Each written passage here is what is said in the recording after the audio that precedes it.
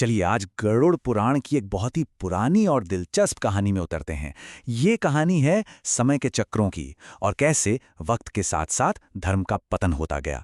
ये एक ऐसी यात्रा है जो दिखाती है कि कैसे अच्छाई धीरे धीरे कमजोर पड़ती गई। तो चलिए इस सफर पर चलते हैं और समझते हैं पूरी बात। 4, फिर 3, उसके बाद 2 और आखिर में सिर्फ 1।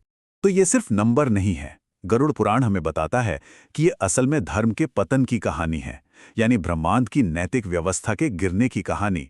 हर एक गिनती के साथ दुनिया में धार्मिकता, अच्छाई सब कुछ कम होता चला गया।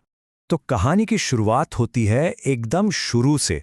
जब सृष्टि बनी थी तब धर्म मानो 4 मजबूत स्तंभों पर खड़ा था, बिल्कुल परफेक्ट, स्थिरता और पूर्णता का प्रतीक। मतलब को एकदम आदर्श शुरुआत।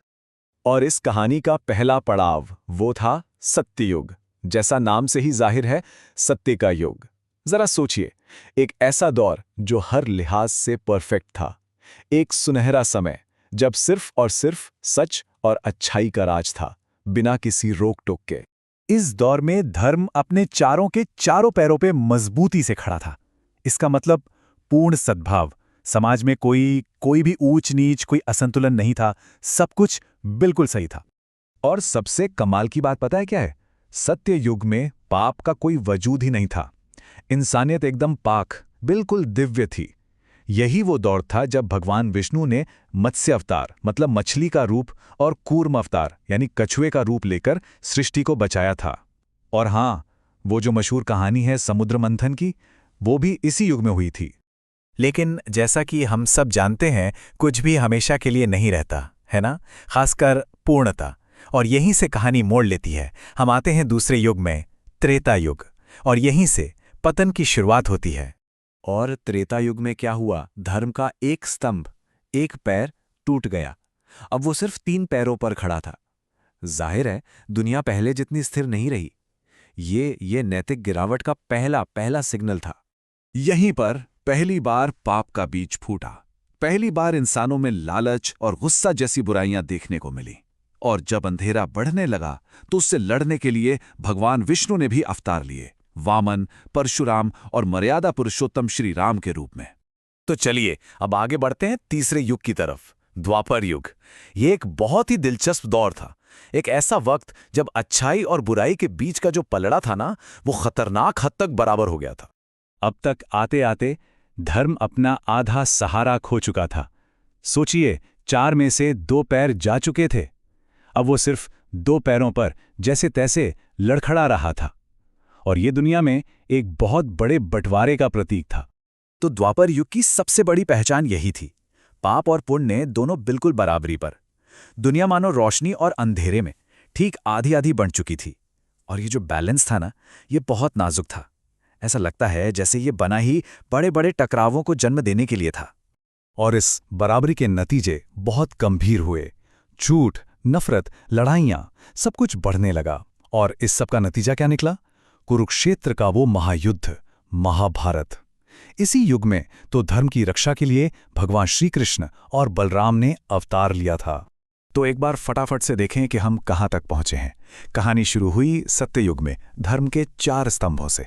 फिर आया त्रेता युग, जहां रह गए 3, और फिर द्वापर युग, जहां बचे सिर्फ 2। मतलब साफ है, धर्म का लगातार धीरे धीरे पतन होता रहा। और ये सफर हमें लाकर खड़ा करता है हमारे आज के दौर में, वो युग जिसमें हम जी रहे हैं, कलयुग।